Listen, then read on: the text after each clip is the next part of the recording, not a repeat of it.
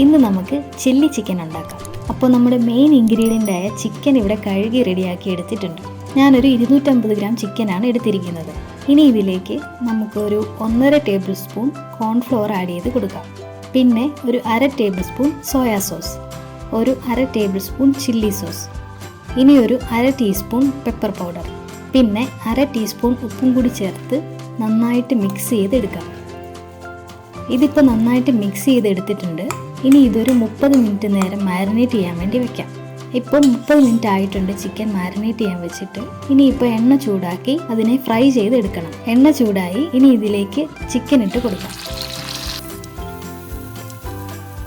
ഇതിപ്പോൾ തിരിച്ചും മറിച്ചും ഇട്ട് ഫ്രൈ ആയിട്ടുണ്ട്. ഇനി കോരിയെടുക്കാം.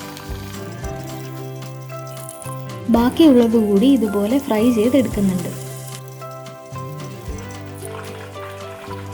അടുത്തത് പാനിലേക്ക് ഒരു 2.5 ടേബിൾ സ്പൂൺ എണ്ണ ഒഴിച്ച് ചൂടാക്കുക.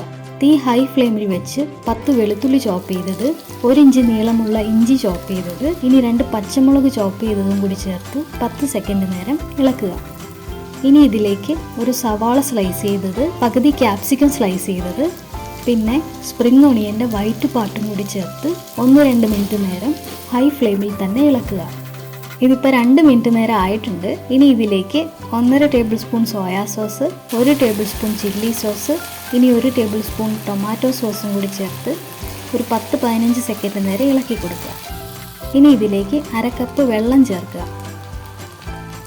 ആവശ്യത്തിന് ഉപ്പും കൂടി ചേർത്ത് ഇളക്കി കൊടുക്കുക. ഇനി ഇത് നന്നായി തിളച്ചതിന് ശേഷം അതിലേക്ക് നമ്മൾ റെഡിയാക്കി വെച്ച ചിക്കൻ ഇട്ട് കൊടുക്കുക. എന്നിട്ട് നന്നായിട്ട് ഇളക്കി കൊടുക്കുക. ഇനി ഇതിലേക്ക് 1/2 ടീസ്പൂൺ കുരുമുളക് പൊടി ഇട്ട് ഇളക്കുക.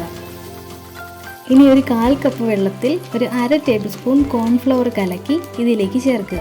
എന്നിട്ട് നന്നായിട്ട് ഹൈ ഫ്ലെയിമിൽ തന്നെ ഇളക്കി കൊടുക്കുക. അങ്ങനെ നമ്മുടെ ചില്ലി ചിക്കൻ ഇവിടെ റെഡി ആയിട്ടുണ്ട്. വീഡിയോ ഇഷ്ടപ്പെട്ടാൽ ലൈക്ക് ചെയ്യുക, ട്രൈ ചെയ്ത് നോക്കിയിട്ട് അഭിപ്രായങ്ങൾ കമൻസിൽ അറിയിക്കുക. കൂടുതൽ വീഡിയോസിനായി സബ്സ്ക്രൈബ് ചെയ്യുക.